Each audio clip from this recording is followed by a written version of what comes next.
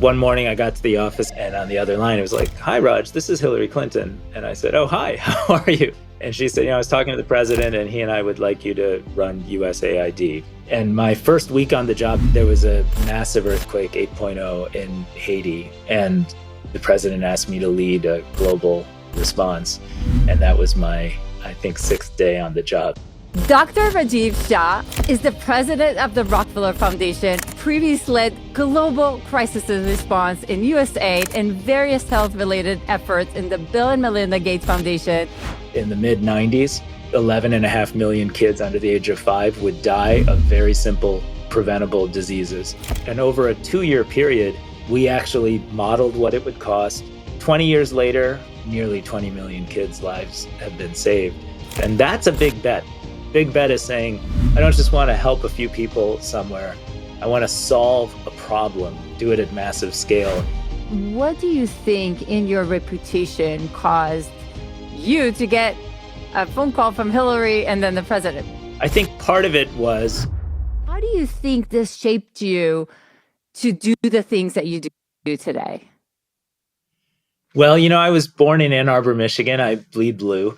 And my parents were both immigrants from India. They both came here without a lot of resources, but with educational scholarships. My grandfather actually emptied his retirement account to buy a one-way ticket for my dad to come to America because they had so much faith back then that this was the country where if you worked hard and played by the rules, the sky was the limit for you and more importantly, your children and your family. So that's my story. I grew up in a tight-knit immigrant community outside of Detroit, primarily, a few years in Philadelphia, outside of Philly.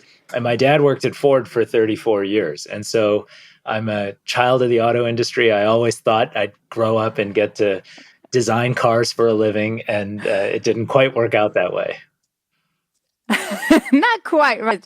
And I think you mentioned that in 1995, you had some summer experience that helped shaped you a little bit. Will you share that? Yeah, well, actually, even earlier than that, as a kid, I just was so I was told by my family, my community, that I should be an engineer or a doctor. I kind of found both interesting, but over time, I got more and more interested in policy and service. And I was, I think, a junior in high school, watching on a day off an extraordinary visit when Nelson Mandela came to Detroit. And we never got in Detroit visitors like Nelson Mandela. That was like for LA and New York and stuff like that, DC. And I was just glued to the TV as he went to the Ford auto plant and talked to workers and then closed out his day at my favorite baseball stadium in America, Tiger Stadium, the old Tiger Stadium, and to a packed crowd talked about concepts like love and honor and values and service. And I was blown away by the moment and by the experience, even though I was just sitting in my living room the whole time. And I decided I wanted to get an opportunity to do service work abroad. So you fast forward a little bit, I went to college, and as my college tenure was ending, I had an opportunity to go do some service work in rural South India in a rainforest area with a tribal community called the Soliga. And it was a development and health program created by a gentleman named Dr. Sudarshan, who went on appropriately to win the Right Livelihood Award for his just selfless service. But he was a doctor. He'd gone into the bush. He had established a program that was effectively about treating kids and people with leprosy and epilepsy and tuberculosis. But because he was so overwhelmed by the hunger and starvation he saw in the children in those communities, he started a feeding program. He started a livelihoods program, and he just dedicated his life to helping this community survive and then rise. And how old are you? How old was I? Yeah. Well, he was at the time in his 40s. I was just a college grad. I was like 20, 21 or 22. And I kind of, went there with this idealistic view that I wanted to be like him. And I got there and I took this long trip from Ann Arbor, Michigan to a place called the BR Hills in southern India. I had a backpack and mosquito repellent and all that stuff. And they put me in this little hut in the back, and I kind of unpacked. And that first night, I was just eaten by mosquitoes. I was super hungry, very tired. And I realized quickly that I didn't have what it took to be basically a saint. I mean, this was a gentleman who said, I'm going to give it all up and dedicate my life to helping each child that walks through the door. In fact, I'm going to go out into the villages and find those kids. And I knew that I couldn't do that. I couldn't give that much of myself, but I also knew I wanted to spend my life working on these types of issues. And back then, in the mid 90s, 14% of the global population was hungry. 11.5 million kids under the age of 5 would die of very simple preventable diseases. And I just started learning about those issues and saying, how can I be involved in working on them in one form or another? Incredible. And as a young person, right? Like seeing these things, like I'm trying to figure out, like it can actually traumatize you or it can fuel you. Why do you think it actually fueled you versus like traumatize you and want to like run away and never look back, right? Like, why do you think is the change? Well, I think it fueled me because I saw people making a difference. I saw other medical students from a local Indian medical school kind of working with Dr. Sudarshan to change the trajectory of these kids' lives. I saw kids who were deeply malnourished, who were 4, 5, 6, 7 years old, and I saw them get resuscitated because of they'd come into a feeding program and get targeted feeding support and some medical attention. And I understood even then that if it weren't for these folks, nobody else was going to provide that care and those services, and through no fault of their own, that young girl who, I met this young girl, maybe 5 or 6, that very first night I was there. I decided I'd go for a walk in the outskirts of the village, and I ran this girl who just stared at me, and she's barefoot and hungry and looked impoverished, but also kind of full of life and big eyes. And she just stared at me like I must have been so strange to look at with my backpack and my mosquito spray and all that. And she ran away, as she should have, right? And I just thought, if you get to be involved in kind of expressing that humanity, you actually get a lot more back than you give. You get a sense of humanity, and you feel better off for it. So I was hooked from that first moment, but I didn't quite know how to find my path. That's incredible, right? And you did start in medicine school, and you decided at some point to leave medicine school. Talk to me a little bit about that. And I'm sure, we share parents that, for me it was also, you're either a lawyer or you're a doctor. You cannot choose anything else. Grad school where you can get employed and paid was sort of the theme. And so I ended up getting a full scholarship to go to medical school and also study economics and business. And I did that simultaneously. And I was working through that. I wanted to get a shot at participating in American politics.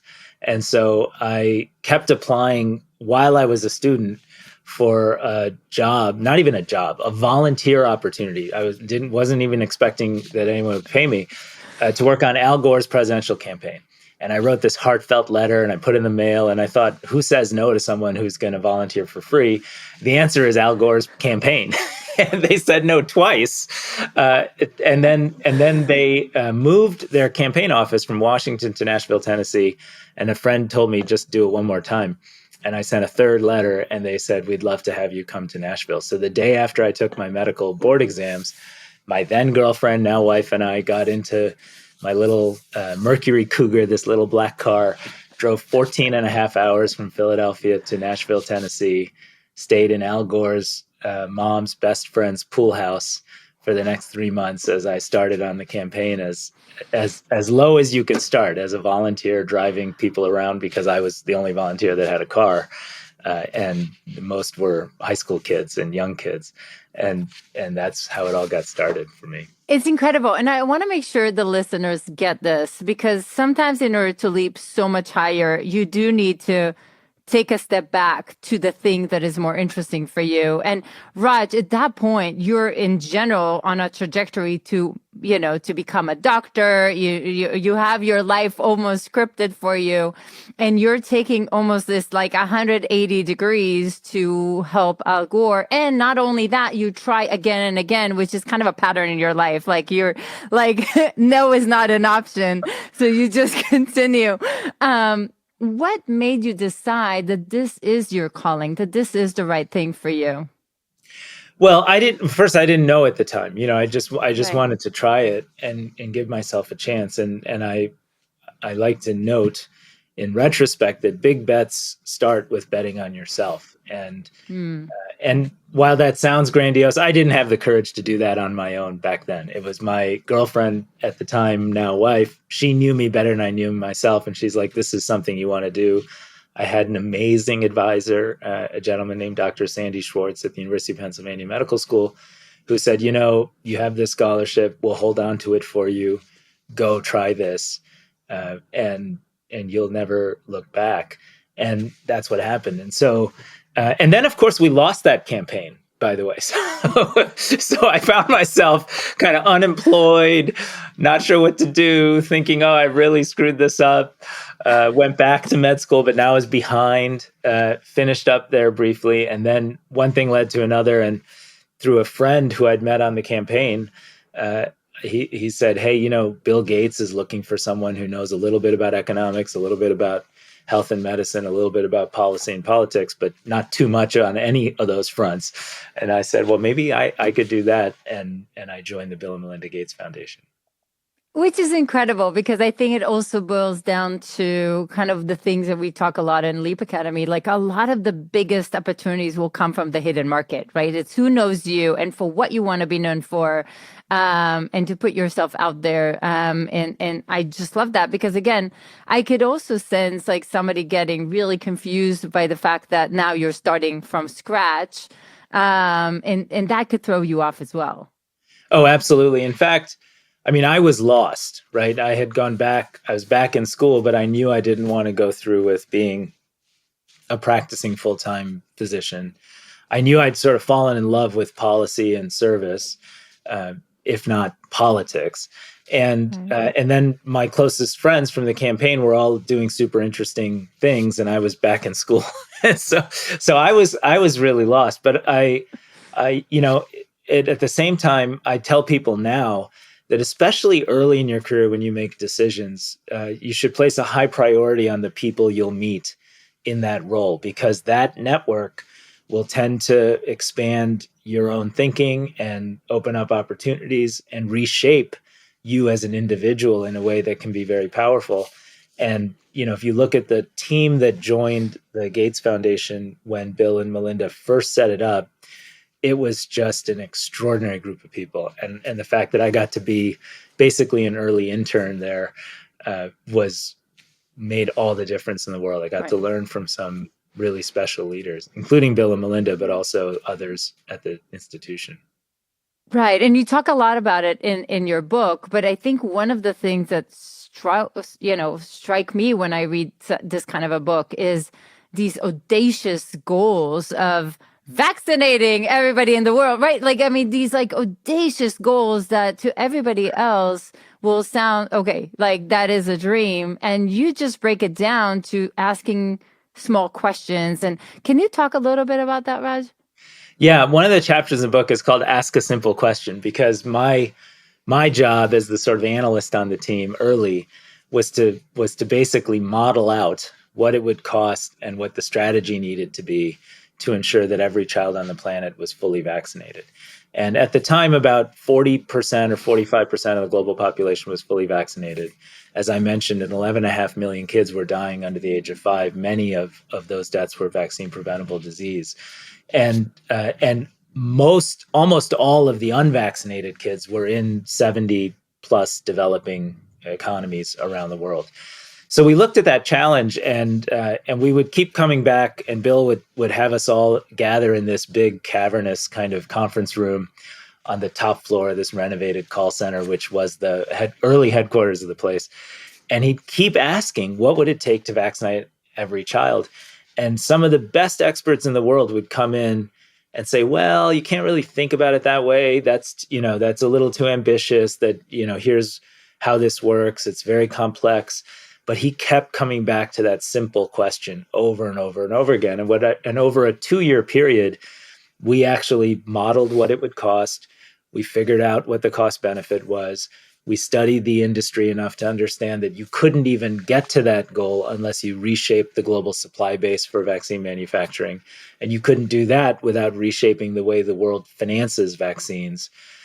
And frankly, we created this innovative group of capital markets experts, mostly in New York, called the Out of the Box Group, that invented a structure that became something called the International Finance Facility for Immunization that helped reshape that global marketplace. 20 years later, tens of millions of additional children have been vaccinated. And billions of more than 1 billion vaccinations have been delivered, and nearly 20 million kids' lives have been saved, thanks to not just the small team in that conference room, but the thousands of people working together across different institutions and across 70 countries over 2 decades. And that's a big bet. A big bet is saying, I don't just want to help a few people somewhere. I want to solve a problem like vaccine preventable disease, do it at massive scale. And if it takes 25 years, and if there are going to be ups and downs, and we're experiencing a down point right now, I'm going to stay in the fight. Right. And to me, that's incredible. And I think you also share really beautifully how you moved from getting angry when people are not really understanding the mission to actually asking a beautiful question is if you had a magic wand, what would you do? Right. And to me, that was actually really, really interesting because you also asked this to a lot of the different stakeholders. So you're getting a lot of different information. And now you're starting to understand the magnitude of the issues, but now you can start solving them. Can you talk a little bit about that? Because again, it's just incredible to see how you took, you guys took such a big problem and you broke it down to the small pieces. I didn't even think of the supply chain until I saw it in your book, but it's now you're starting to just solve the things that are standing in the way. Can you talk a little bit about that, Raj? Well, I think that methodology, by the way, is sort of textbook Silicon Valley, right? It's just starting with a clean sheet of paper and saying, I'm going to disconnect from the current way things are done to understand what could be and to identify a strategy for achieving a truly audacious goal. In that case, vaccinating every child on the planet, which, by the way, we estimated would cost many, many multiples on an annual basis of the entire endowment of the Gates Foundation at that time. So it wasn't even something we had anywhere near the resources ourselves to accomplish. It just helped the world see, if we came together, and they did, in this platform called the Vaccine Alliance, that we could solve this problem together. And I'd say that the biggest part of that methodology is being clear about the goal. And that's where Bill was extraordinary. Is whenever we all tried, and I tried, we all tried to say, can we kind of have a more incremental and more quote unquote achievable goal? And the answer was, well, you can do whatever you need to do initially, but you got to stay focused on the big picture goal. And we're going to use that to make criteria-based decisions. A second big thing is asking a lot of others. Right? And we would go around and say, well, people would say, well, you can't do this because the regulations at UNICEF don't allow you to procure vaccines in a multi-year contract over a long period of time. You'd say, okay, how do you get people to think differently, think outside of their own set of constraints? And we would say, if you have a magic wand, what would you do? And then you'd get these folks who, you could call them bureaucratic, but the minute you kind of unlock their creativity, they have the expertise and the knowledge to actually generate solutions that are transformational. And so the magic wand tool is just a way to break people out of the sort of, well, we're not allowed to do this, or we don't do this, or this isn't how things are, and let them get to how things could be. And then the final thing I'd just say is the success begets success. So once we started to make some small progress, then more people got on board. When we got Wall Street to really help us shape I think it was the world's first notable large-scale social impact bond that raised $5 billion, that sold without any unique backing, and that was outcomes driven by actually vaccinating kids and measuring the results along the way. That unlocked the market and the supply base for a global initiative that went on for many decades. So success begets success. And those are some of the themes I think that come together to make it possible.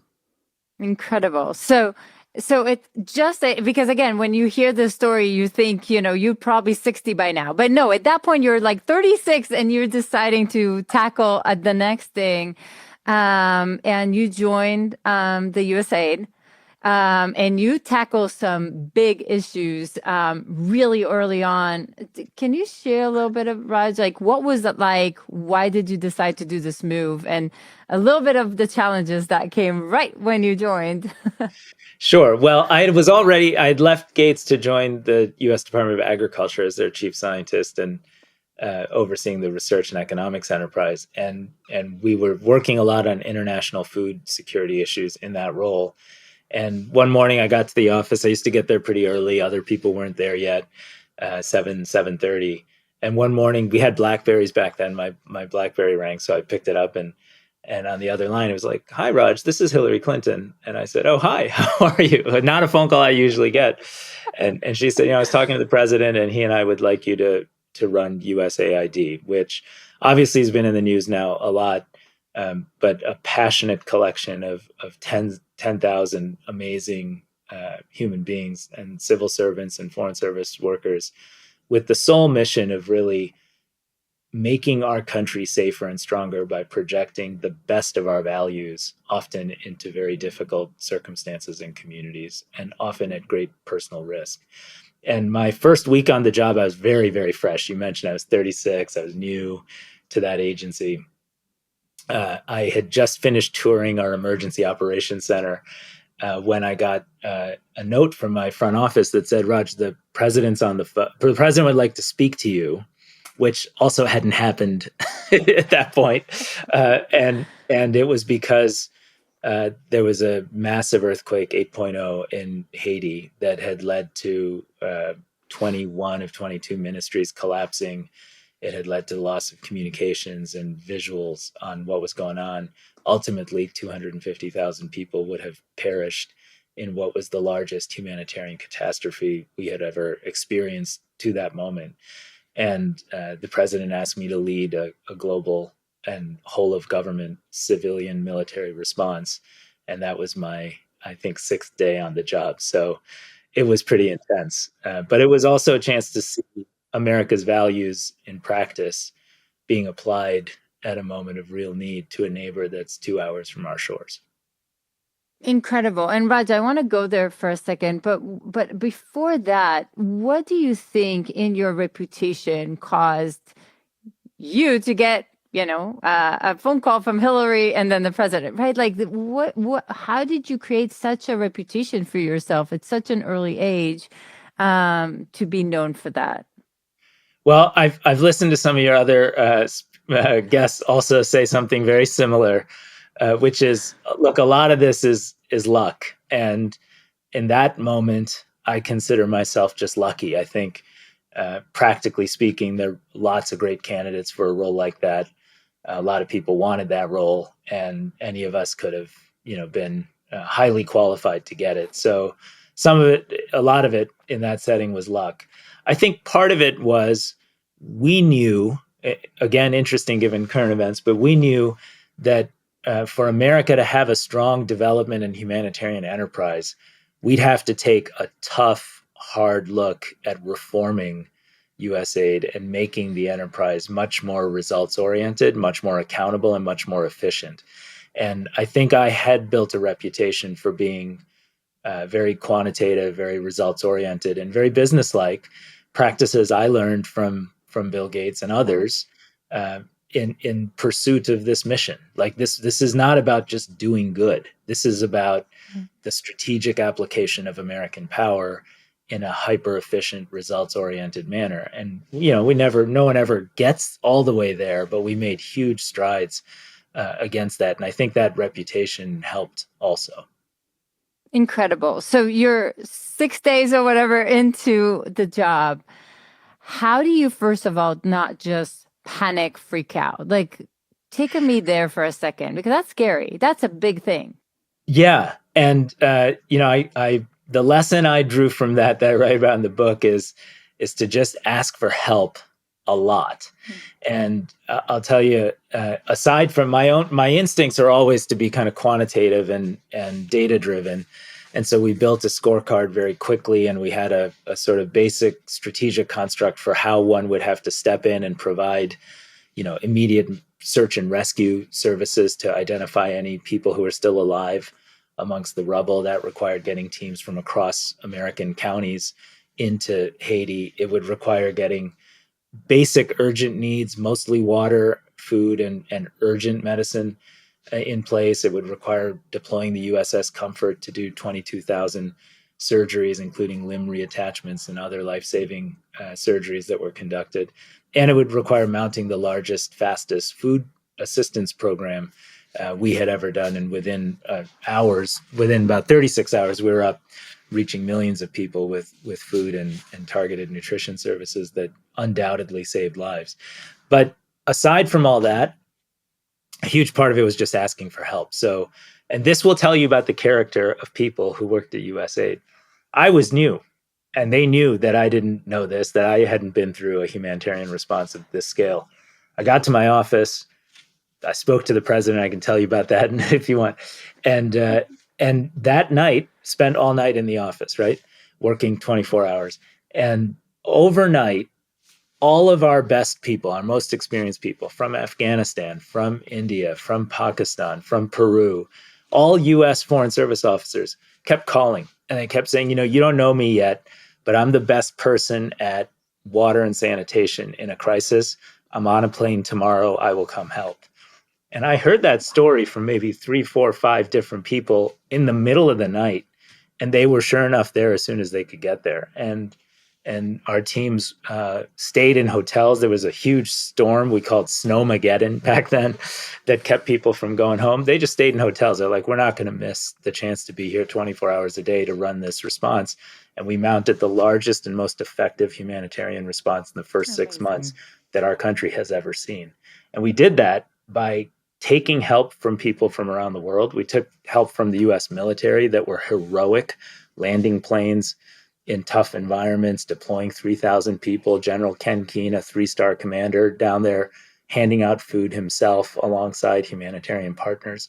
And we took help from private sector partners that had something to offer. So that spirit of we're not gonna own this thing. We're not gonna have sharp elbows. We know we need help. We're gonna take it from absolutely anywhere, is my advice to people who find themselves in a situation that seems beyond their initial capacity. Incredible. And I'm literally getting chills here. Raj, you did have an interesting story, right when you talked to the president around that. Take us there for a second. And I do want to, see how did you not freak out? How did you not panic? How did you just not hey, you know what? This is not for me right now. The first, so the next morning we had our first briefing in the Oval Office, and so I got there. It was my first meeting actually outside of ceremonial stuff in the Oval. So I got there a little bit early because you certainly don't want to be late for that. And I walked in, and the only 2 people in the office were the president and the vice president, both behind the desk. Obama was kind of looking towards me, and Biden was looking out the window. And as I walked in, I heard Joe Biden tell President Obama, he's like, "Are you sure about putting this Rajiv Shah guy in charge of this? He's like 36 years old. He just got to Washington. We have this other guy." He mentioned a gentleman named Craig Fugate, a wonderful, outstanding leader who ran FEMA, the Federal Emergency Management Authority, and then Obama sees me walk in and shuts down the conversation and walks over. Is like, "Raj, come in, sit down." So I was a little panicked, and I was like, "Oh my gosh!" But then I sat down, and then everyone else came in, Secretary Clinton, Napolitano, the whole team. And we just got into it. We went through the scorecard and we said, here are the things that have to happen. Here's where we need the Coast Guard. Here's where we need the military. And it was a very collegial conversation, but I knew that it would take more than just me to kind of succeed. And Craig was one of the guys in the meeting. So on the way out, I went up to Craig, put my arm around Craig, and I was like, Craig, I need your help. And he's like, absolutely anything you need, I'm on it. And he and a couple of his guys came over to USAID, and for the next 3 weeks, basically worked out of our emergency operations room side by side with me as we led that effort. And that is what I do think the tactic is asking for help. I think too often people find themselves in that moment and they go inside of themselves and they say, oh my gosh, how am I going to do this? My advice to your listeners, wherever you are in your journey, is open up and ask for help and be willing to take it. It ultimately makes you stronger and it serves the results you're trying to deliver more effectively. And that's incredible. And how do you not take this into your sleep, into, everything you do? Or maybe you do. Well, and at that point, I wasn't sleeping much, so it was, it was pretty easy to not lose sleep over it because I just wasn't sleeping. I'm not sleeping. And the truth is, once you have that collaborative leadership style, I think people then know it, they mimic it. You get invited in more. They come to help you out more. And you get to kind of say thank you and deliver results and learn from great leaders. I mean, I learned a ton. The very first time I walked into the Pentagon, it was at the invitation of the chairman of the Joint Chiefs at the time, Admiral Mike Mullen, to deliver the chairman's briefing to thousands of troops all around the world and, out of what they called the tank. And it was just the spirit of let's do this together is so important in government. It's important, I think, in the private sector, and it's important in civil society. Incredible. And I think you do emphasize it a lot because we are stronger as a group. So if you can lead with others, you will be stronger. And I think that's such an interesting pattern in your book as well. And again, you deal with, also with Ebola. You took some big things for you. I don't want to, I don't know if you want to talk about it, but then I also want to understand, how did you move to the, Rockefeller Foundation? Why did you decide to do the shift? And you guys have some pretty audacious goals as well. So take us there a little bit, Raj. We do. Well, I'll say my tenure at USAID came to a close around the Ebola crisis. In fact, I was going to leave a little bit earlier, and I extended my time in office in order to help lead that response. And I would just remind our collective listeners that in the summer of 2014, the mortality rate from Ebola was 75%. And, that compares with what everyone now knows is a mortality of COVID well under a single percentage point. And what it meant was anyone getting it was likely going to die. And it was pervasive across 3 West African countries anchored in Liberia. And also at the time, the CDC had predicted there would be 1.6 million cases, including hundreds of thousands in the United States. And so President Obama made a big bet, which together with his team, of which I was one, was that we would, for the first time in our history, deploy American troops into a disease-fighting situation in a hot zone. And I helped lead that deployment in West Africa. And to make a long story short, we had, instead of 1.6 million cases, we had 30,000 cases. And instead of hundreds of thousands of deaths, we had 11,000 deaths. There were 2 cases in the United States and no transmission on U.S. soil. And, that was sometimes some of the biggest wins you have are things that don't happen.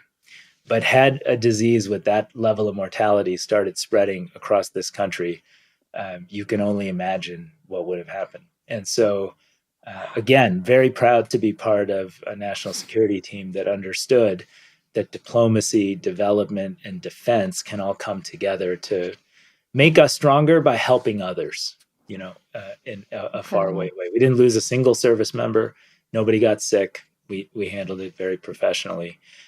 And I write about in the book, one of the core elements to doing that successfully was having a structured learning and innovation approach. Because a lot of times when you're in a crisis moment, again, your listeners in the Silicon Valley area would get this instinctively. You have to constantly innovate and learn, and you can do that even in a big bureaucracy. Right. And I love that you said that, because again, you can't connect the dots ahead of time, right? Like, you're going to have to experiment, you're going to have to innovate, you're going to have to try to do things, you're going to have to do big bets. And, you can only make decisions from there, right? Once you see the results. And I love that you're emphasizing this. And it's the same with their career. And I'll just say this, Raj, and I shared that a little bit.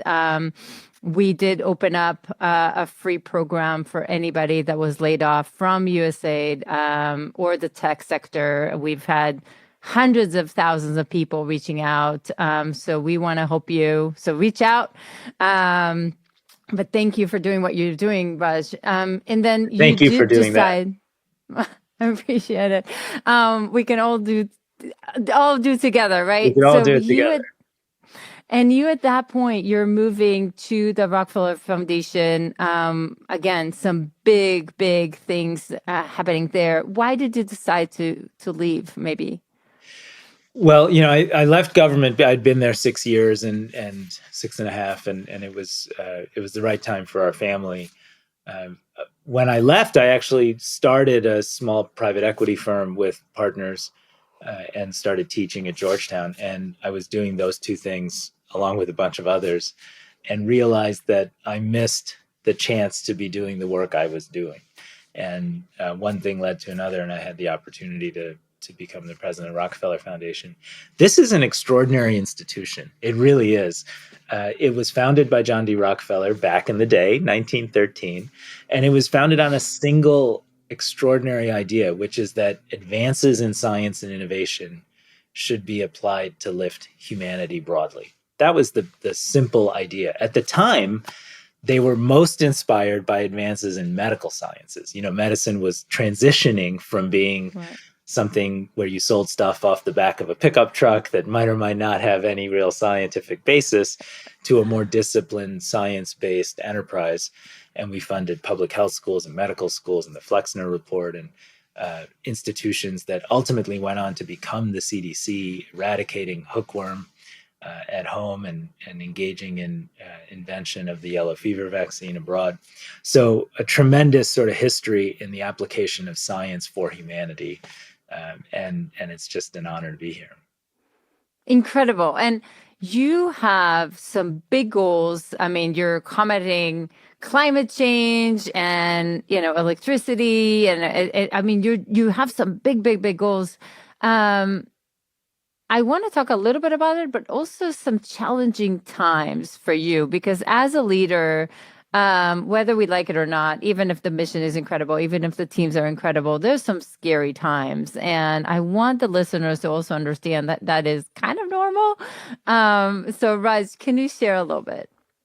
Sure. Well, turbulence is normal, right? And so I think we live in a moment in our society where technological transformation has happened so fast and continues to accelerate that it has just reshaped so many communities and their sense of opportunity. Some have skyrocketed through the roof. Others have been left farther and farther behind.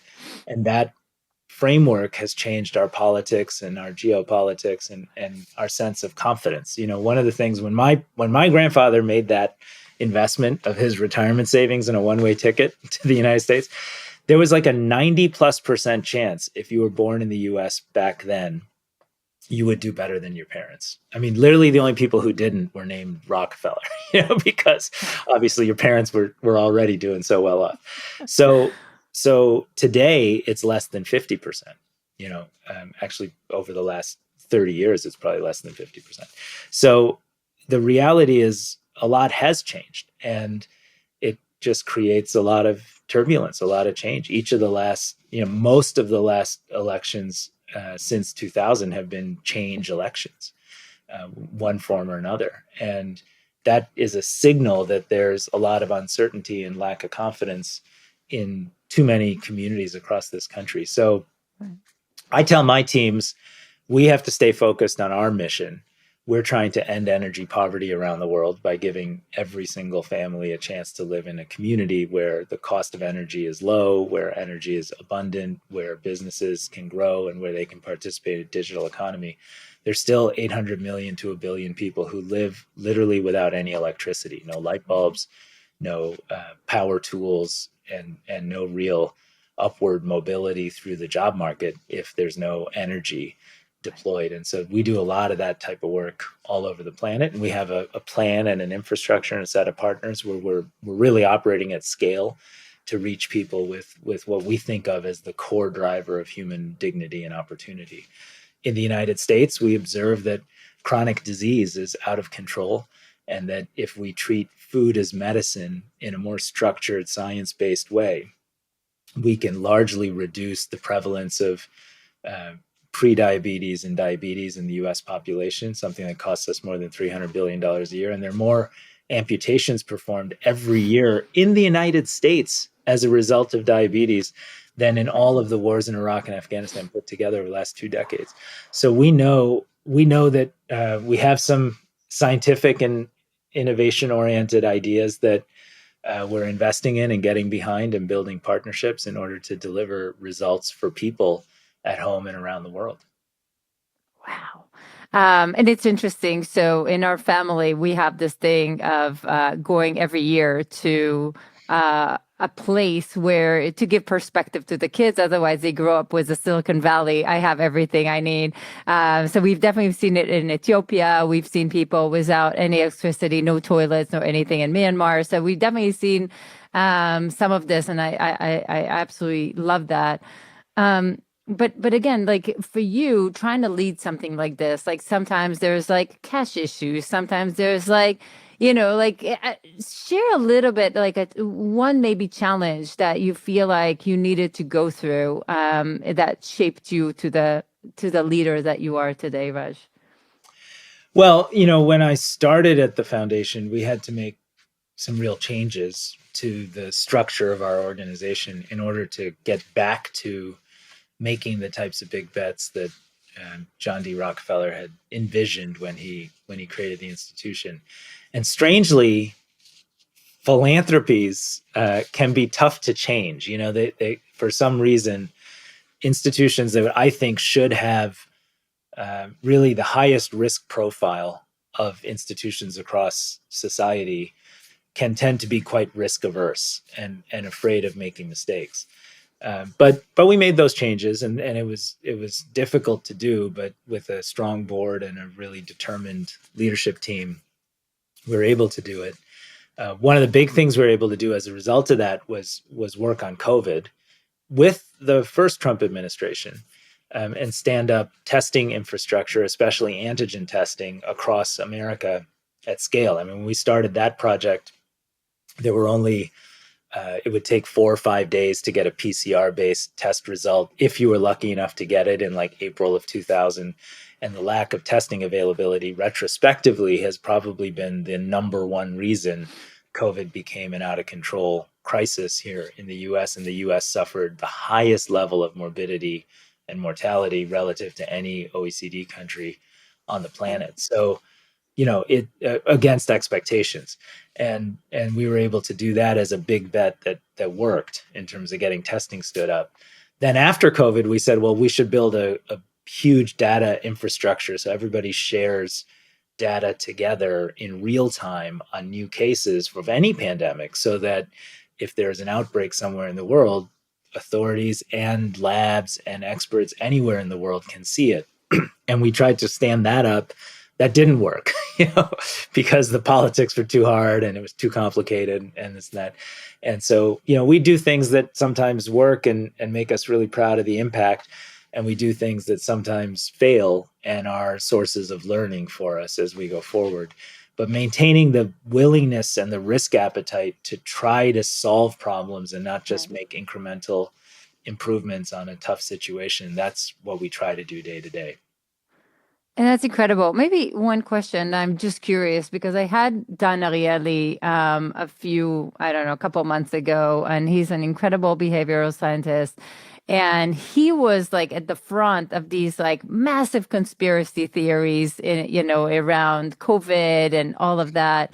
Did you guys get any of that, or was it pretty transparent? I'm just Oh curious. no, we got that. We still do. There's always a an undertone of noise related to those types of conspiracy theories. But the reality is, our job is really to be data driven and science based in making Right. good judgments, and we don't do our work ourselves. Like we are fundamentally tethered to bringing together unlikely partners and building coalitions, and that simple process of doing that tends to earn the buy-in and the support you need in communities where you're doing the work itself. So when we stood up our COVID testing effort, we partnered with more than 40 mayors and local leaders across the country, Republican and Democratic, their health administrations, Navajo Nation, NGOs, like CORE serving underserved communities in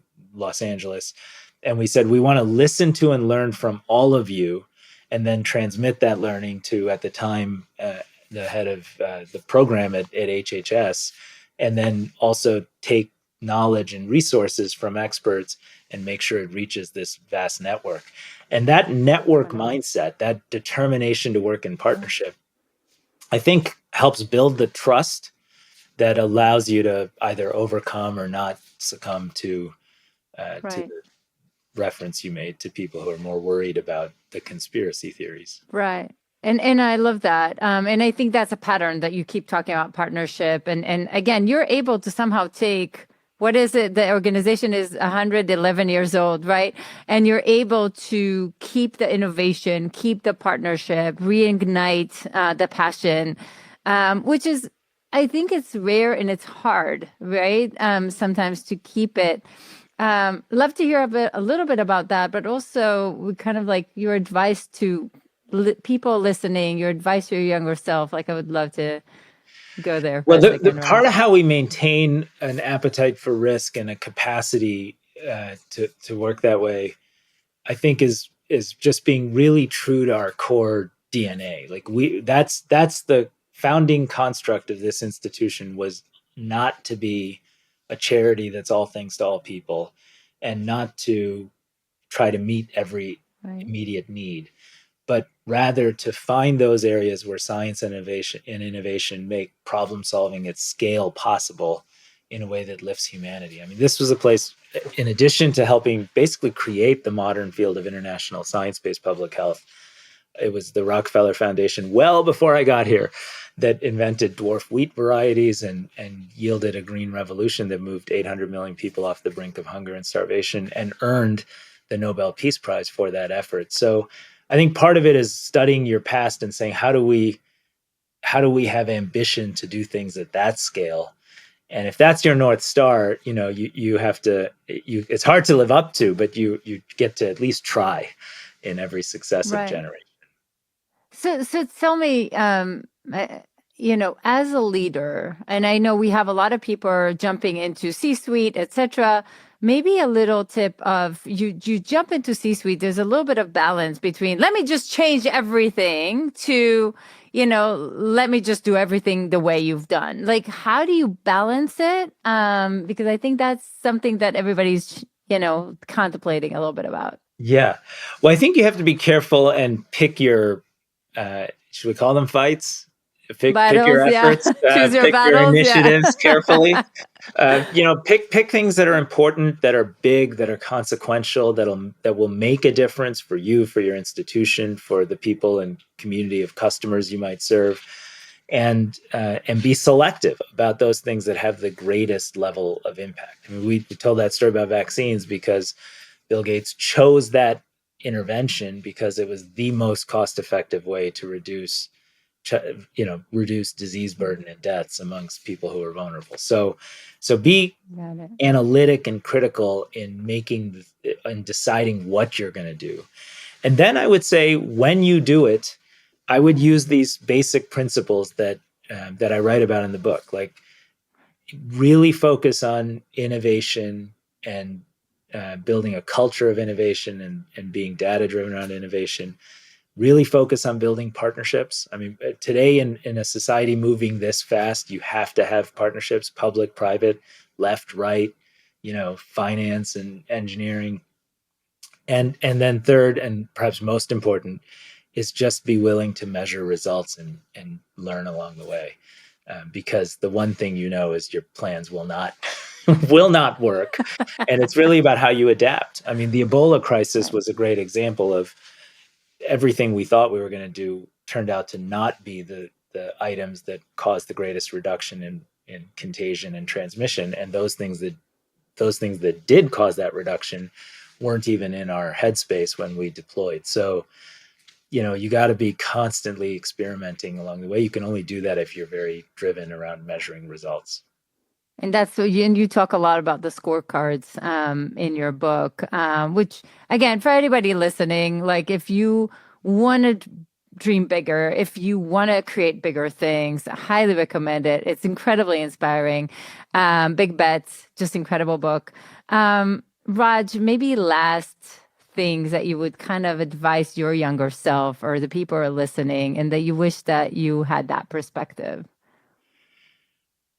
Well, one thing I learned along the way, and I wish I knew earlier, was the power of what I called in the book making it personal, but the power of connecting with people, not just based on a transaction or the work you might be doing, but on a deeper set of values that bind us together. In my case, when I ran USAID, it was my outreach to conservative Republicans in the Senate and a friendship with an extraordinary senator who has since passed, named Jim Inhofe, that taught me those lessons. And a lot of that was driven by faith connections, even though we're of different faiths.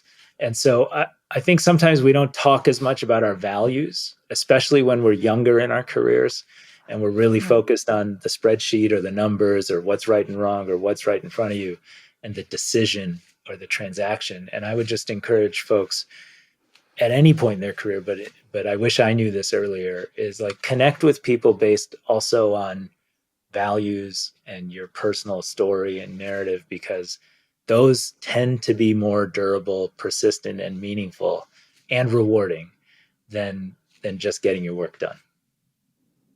Oh my God, I love that. And you're right. Like, I think as a kid, I was probably a little more transactional. And it's actually the trust and connection that you build that eventually flourish so much more. So, Raj, this was so inspiring. I could probably talk to you for many, many hours.